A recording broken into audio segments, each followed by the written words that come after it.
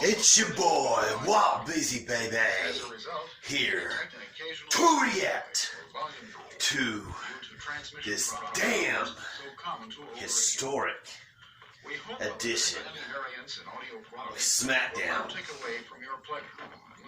This program debuted in September of 1999. No, excuse me, October of 1990. No, excuse me, August of 1999. Botchamania. Yeah, it's my first clip on Botchamania right there, brother. Sister. Never seen this. Anyway, this show has a 20-year history, and tonight was an unbelievably mind-blowing show on so many different levels. The fact that blew me away was they honored their past in their set. If you notice, they brought back the Smackdown echo effect rings in the HD version. And we still gotta see our fireworks, man. That was awesome. And we have a new WWE champion in a record-setting time. Literally, as soon as the bell rang, Brock Lesnar hit Kofi Kingston with an F5 and it was over. The progressive autographic was still in the bottom left-hand corner of the screen as the bell was ringing and as he was getting the victory in that match.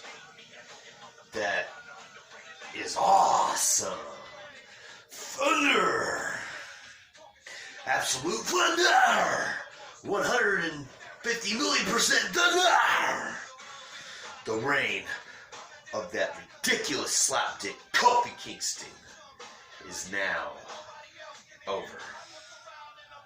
It is obsolete! Finally!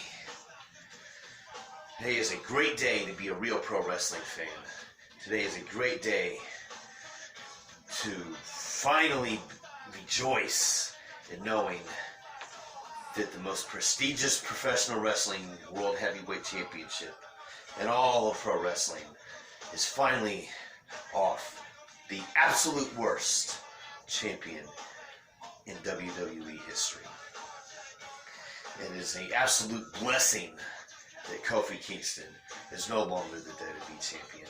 This has been a long time coming, and it is an absolute awesome situation that he is no longer holding the gold. But I'll tell you what was a blunder. There was an 8-man tag team match. And AJ Styles, Dolph Ziggler, and the Viper, Randy Orton, and Braun Strowman. He got an entrance. But the three previous names did not get an entrance. And nobody else in the match got an entrance. And it was all about getting Braun, Big Man Muscle Strowman over. And it's a mind blow to me. You're going to have, and Bobby Roode, by the way, was in that match as well. How in the fuck are you going to have a premiere on broadcast network television here locally on Fox 59 and on all the Fox affiliates across the country? And it blows me away that you had 3 former WWE World Champions and a former World Champion outside of the WWE not get a damn entrance. Are you motherfuckers crazy? Like, for real?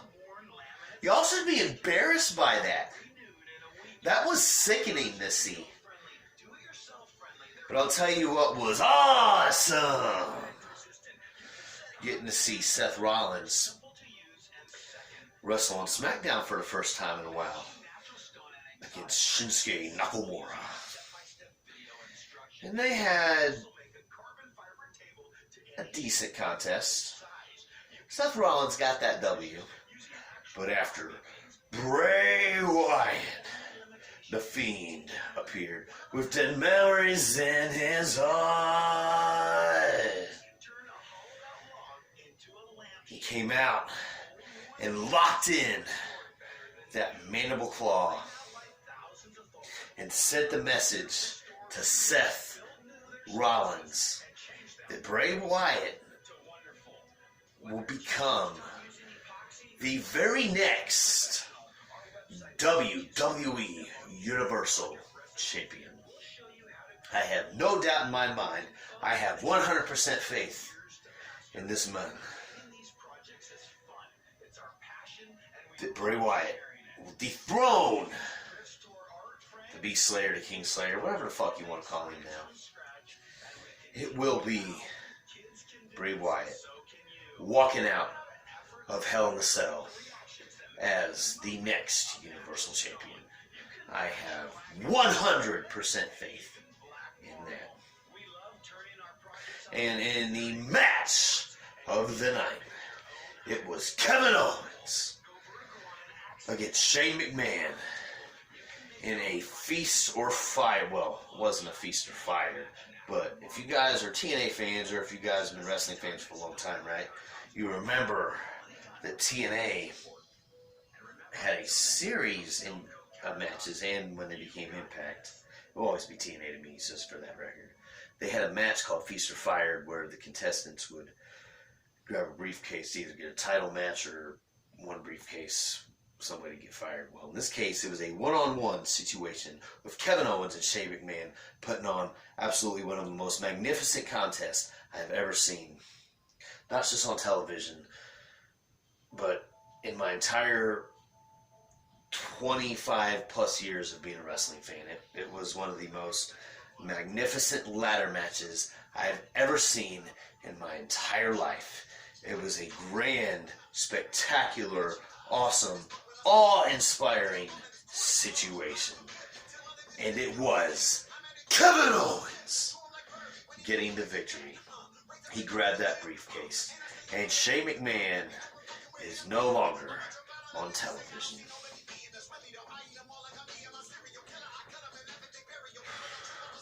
But in the mind blow of the night, the real mind blow of the night, Cain Velasquez, after Brock Lesnar defeated Kofi Kingston, came out.